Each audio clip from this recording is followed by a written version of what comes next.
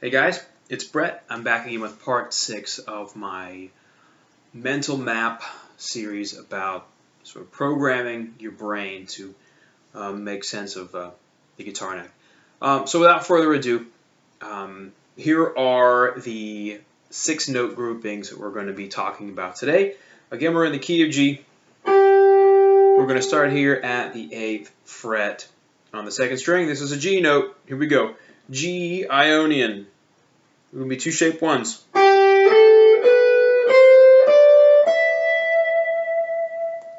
Alright, next we've got A Dorian. We're going to have a shape 3 and a shape 1.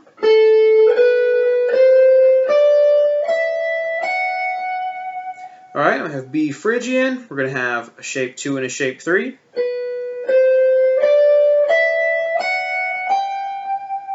Alright, we're going to have C Lydian. It's going to be a shape 1 and a shape 2.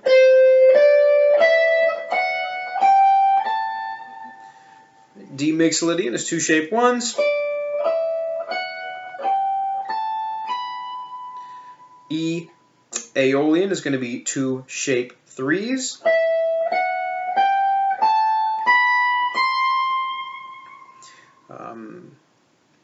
F sharp Locrian is going to be 2 shape 1s. I'm sorry, 2 shape 2s.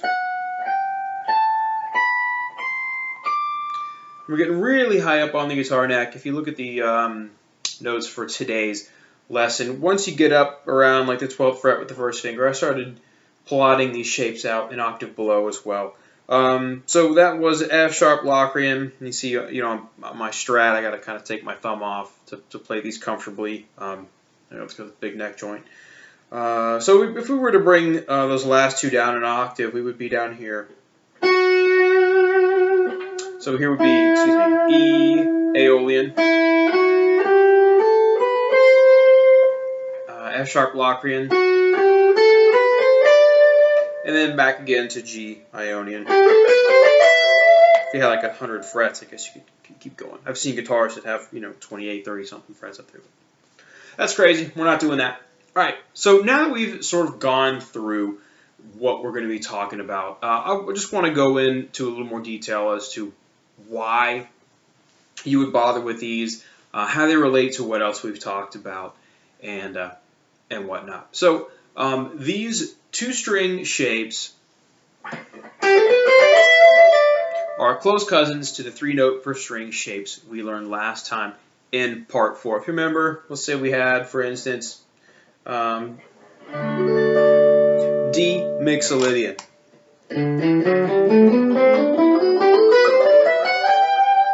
Well, one of the shapes we just went over, this B Phrygian shape, is the 1st and 2nd strings of that scale.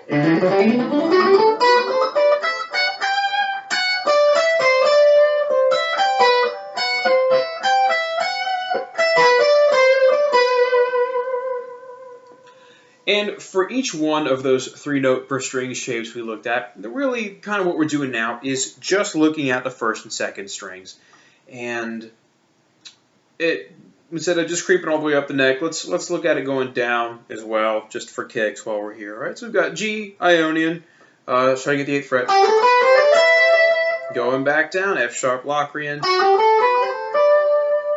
going down again, we've got E Aeolian.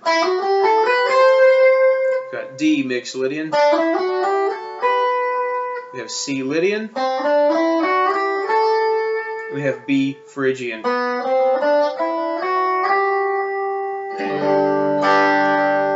Doesn't really sound like some weird B scale with that G chord underneath it. Maybe if we put B minor in.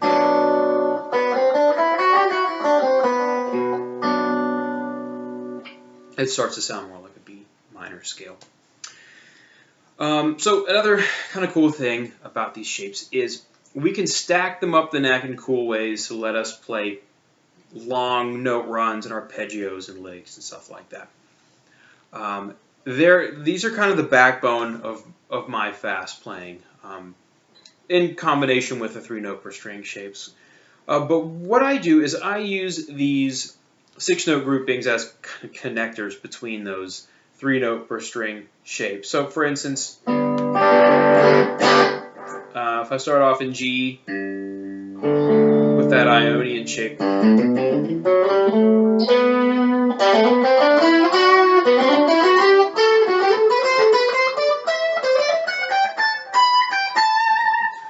I'm kind of putting in pauses in there to sort of you know, show you where I'm breaking it up into these 6-note groupings. So if we were to play something similar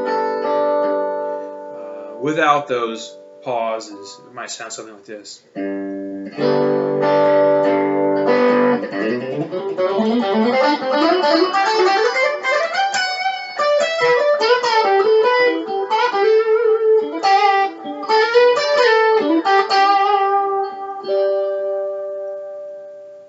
And of course, you see me going back to this thing that we started out with in part 1, this minor pentatonic scale.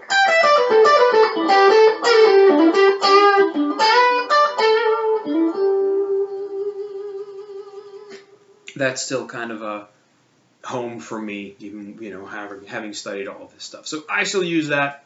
Like I said before, everybody else still uses it too, even if they learn other things and other ways to approach the guitar. So don't throw that out the window. That's really important. Again, we're looking at G just because that's what we've been doing all along, and it's it's probably the most popular key for a lot of guitar players. But you know, like I've said before, if your favorite key is maybe C or A minor, they're really the same set of 7 notes. So instead of starting on G, maybe you start down here on C. That's just kind of a stretch, but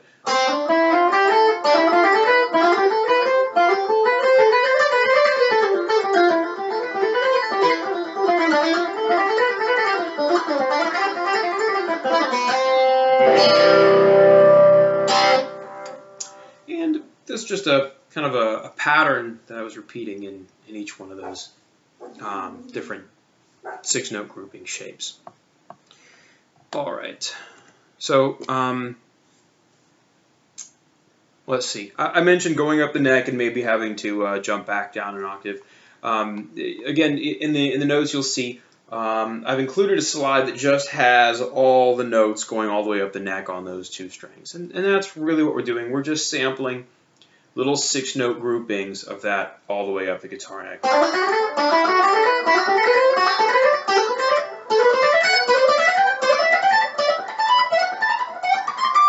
So, you know, maybe just because I start here at the 8th fret, you know, don't neglect the rest of the neck down there. 2 of these shapes are the same, the Ionian and the Mixolydian. And the reason for that is the difference in those 2 shapes doesn't appear until the 7th note. We're only playing 6. 1, 2, 3, 4, 5, 6. The Ionian shape would go up another whole step after that,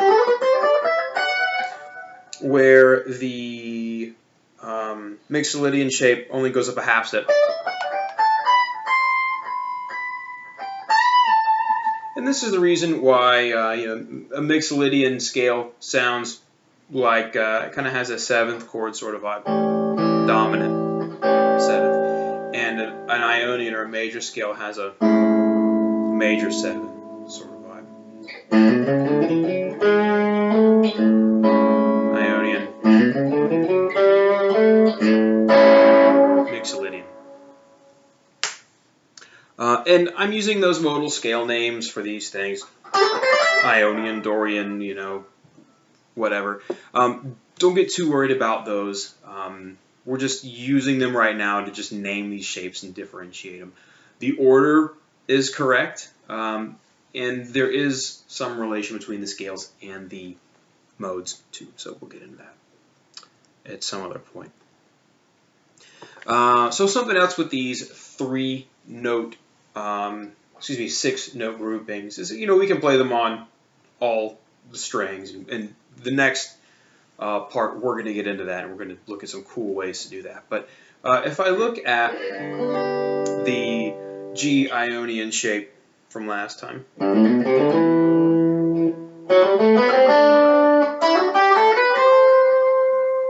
we can look at it as being 3 of these 6-note groupings. So like the Ionian grouping, and then a Locrian, and then an Aeolian. Or we can, if we look at the kind of the 5th and 4th, and then the 3rd and 2nd strings, we can look at it as being a Lydian and Phrygian. But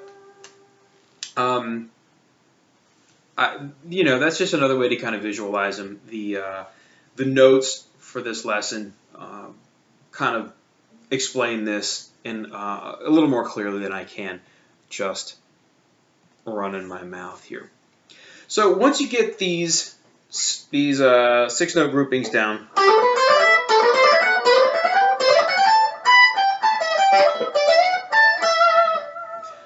I would like for you to start practicing them this way. So once you play ascendingly the 6 notes, I want you to come up one more note in the scale. And if you go to slide 7 in the notes, you can see them all at the same time, so you'll know where to go. How far. Whether it's a half step or 1 fret, or a whole step, which is 2 frets. So there's going to be almost like it'll be a group of 7. And the next.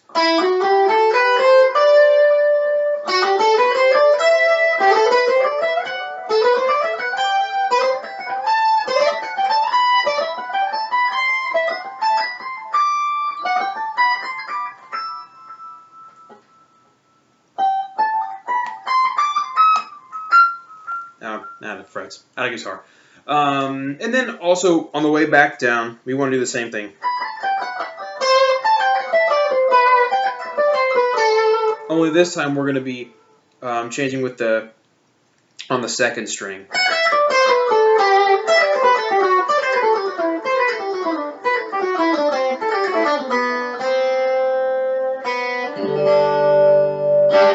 And one thing I neglected to mention is once you get done with the 6, you're going to move and play the next note with the same finger.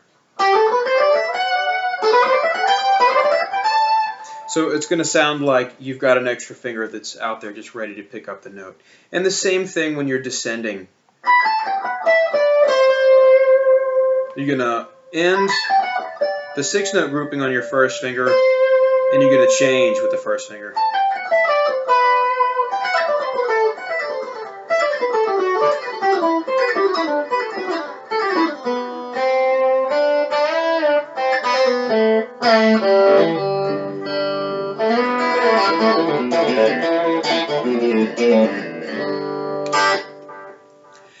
You hear Yngwie do this a lot, where he plays these ascending groups of notes, only in a harmonic minor. I don't play in harmonic minor a lot, so I don't really know that scale that well.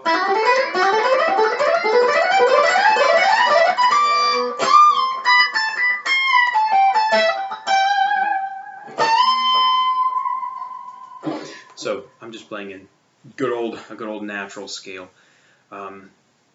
So anyhow, if you guys have any questions about this, if there's anything that I might have missed or neglected or misstated, said too kind of hurriedly, let me know. Comment, hit me up on Facebook or whatever, and let me know what you think. I will see you next week with some further applications of these 6-note groupings. Thanks. Have a good one.